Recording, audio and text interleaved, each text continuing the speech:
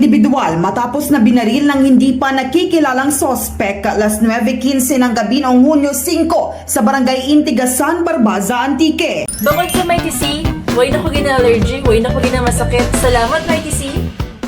Kinilala ang mga biktima na sina alias Inday, 65 anyos, alias Dex, 23 anyos at Bonbon, 6 na taong gulang at residente ng nasabing lugar. Sa impormasyon ng K5 News FM, nakasakay sa motorsiklo ang tatlo galing sa kabilang barangay at pauwi na sa kanilang bahay nang bigla silang pinagbabaril ng 3 beses nang hindi pa makilalang sospek at hindi rin natukoy ang baril na ginamit.